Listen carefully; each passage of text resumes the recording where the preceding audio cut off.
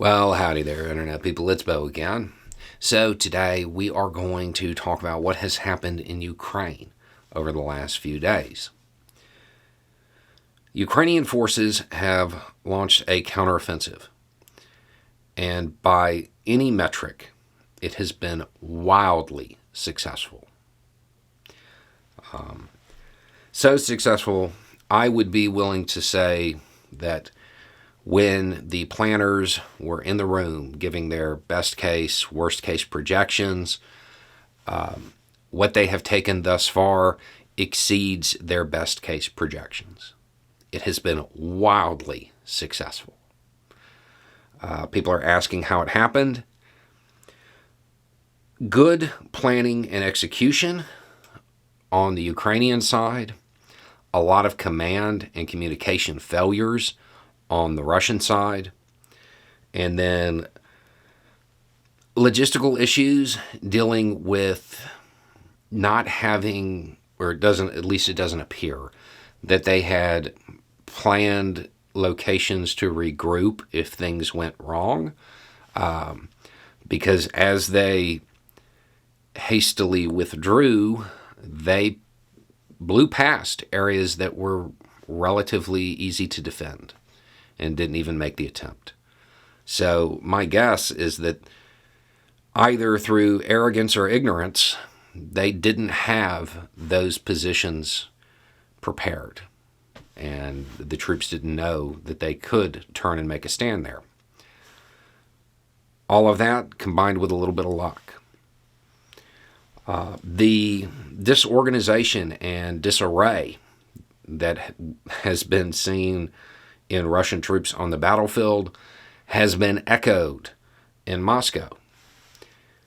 On state TV, there are propagandists, and in this case, I'm not talking about real news anchors. I'm talking about literally state-funded propagandists, okay?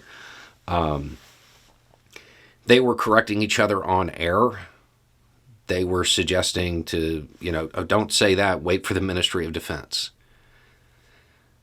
What that tells me is that the brass, Russian command, does not know what's going on either, because they weren't even capable of preparing talking points for their propaganda arm. So the communications failures are systemic.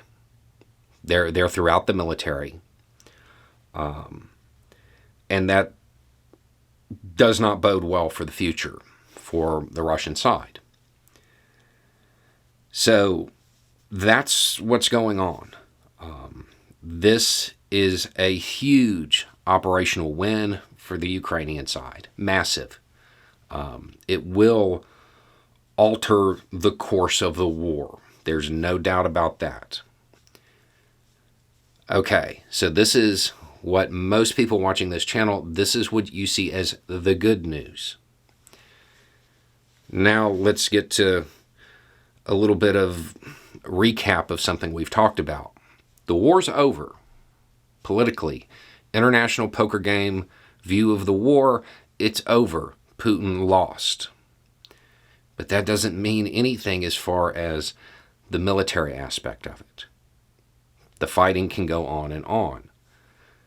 We've talked about this over and over again, and it's really important to understand right now, because with the success of the Ukrainian counteroffensive, you have a lot of people now making predictions.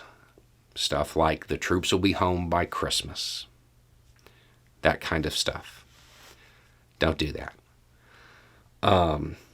This is decisive, no doubt. And sure, this may be the moment that Putin realizes that the war is lost. Okay? But there's no guarantee of that. It's protracted. It's a slugfest. What was regained by the Ukrainian side may be lost in the future. Lines move back and forth. It's really important to manage expectations in this conflict. Ukraine won the war politically.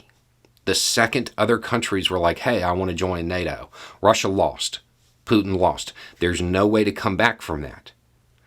Militarily, they still may decide that they want to try to hold on to some dirt.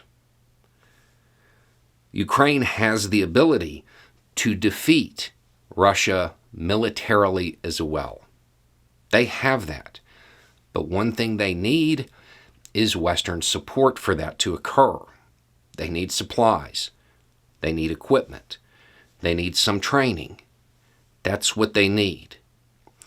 If you have a bunch of people say, this is going to be over by Christmas, the war's almost over, and you set that tone, when Christmas comes and the fighting is still occurring on New Year's, what happens? People begin to feel like they're not making progress, even though they are. Don't oversell this. Huge win at the operational level. This doesn't mean the war's over. It doesn't mean that Putin's going to cave any day. Putin should have caved long ago. The soldiers there fighting are in the same situation soldiers have found themselves in since the beginning of time. Those on the ground, objective analysts, they know what the outcome's going to be. They know the political war is over. But those people, they end up having to fight and continue to do their jobs until a bunch of old rich people who are in buildings that are printed on currency come to the realization. And sometimes this takes years. Don't oversell this. It's a huge win at the operational level. It doesn't mean the war's over. It certainly doesn't mean the troops will be home by Christmas. In point of fact, I do not know a single time in which that prediction was made and it actually occurred. That's not a prediction you're supposed to make. That's an ironic statement.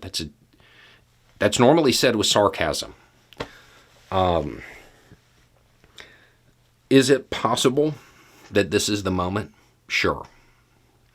But we don't have anything to say that yet. And managing expectations right now is incredibly important. I think it is far more likely that internal discussions in Russia lead to the war ending before this does. The fighting is going to go on. It's not over. So just bear that in mind when you're talking about it. If you are somebody who is very much in support of Ukrainian objectives, you have reason to celebrate. This was a huge win. But it's winning a battle, not winning the war. Anyway, it's just a thought. Y'all have a good day.